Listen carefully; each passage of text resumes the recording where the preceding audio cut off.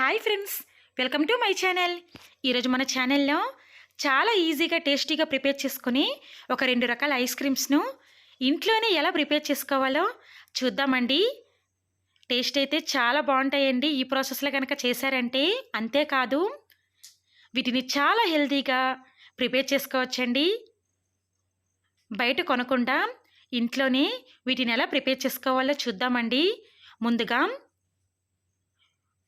Water melon అలాగే క్యారెట్ను తీసుకొని వీడియోలో చూపించిన విధంగా పీసెస్లా రెడీ చేసుకోవాలండి. అలాగే పటికిని కూడా తీసుకొని పొడిలా చేసుకొని బౌల్లోకి తీసుకోవాలి.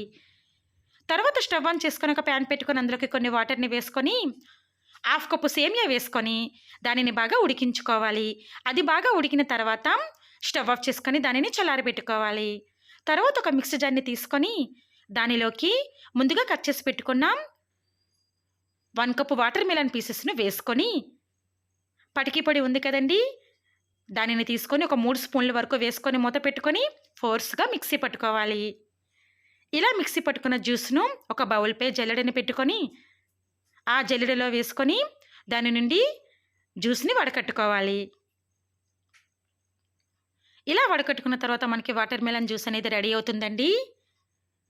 తర్వాత దీనిని పక్కన పెట్టుకొని మరొకసారి మిక్సీ జార్ని తీసుకొని ముందుగా కట్ చేసుకున్న క్యారెట్ ముక్కలను వేసుకోవాలి. అలాగే దానిలోని కూడా 3 స్పూన్ల పటికి పొడిని వేసుకోవాలి.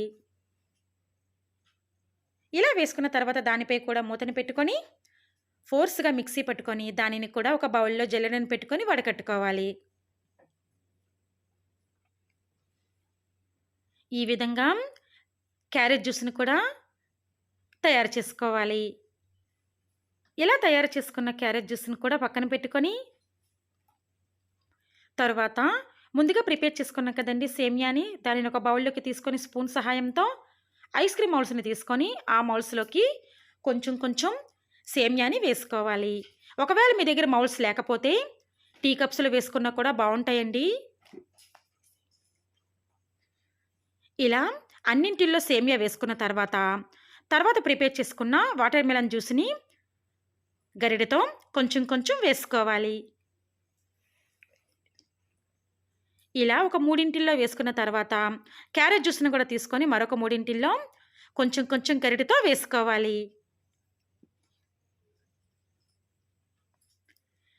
ఇలా అన్నింటిలో కూడా మనం తయారు చేసుకున్న 2 రకాల జ్యూసెస్ను సేమియా వేసుకున్న తర్వాత వాటిపై వేసుకోవాలి. చూసారు కదండి, ఇలా ప్రిపేర్ చేసుకోవాలి ఐస్ క్రీమ్స్ను. ఇలా తయారు చేసుకున్న వాటిపై మూతలను పెట్టుకొని క్లోజ్ చేసుకోవాలి.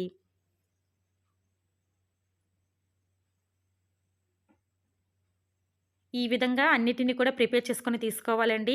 అయితే మిగిలిపోయిన జ్యూస్ను నేనైతే టీ కప్స్లో కూడా వేసుకున్నానండి. అవి కాస్త ఐస్ అయిన తర్వాత వాటిపై ఐస్ క్రీమ్ పొలను గుచ్చుకుంటే సరిపోతుంది. ఇలా తయారు చేసుకున్న వాటిని డీప్ ఫ్రిడ్జ్లో 8 అవర్స్ పాటు పెట్టుకొని 8 అవర్స్ తర్వాత బయటికి తీసుకుంటే చాలా టేస్టీగా హెల్తీగా ప్రిపేర్ చేసుకునే 2 రకాల ఐస్ క్రీమ్స్ రెడీ.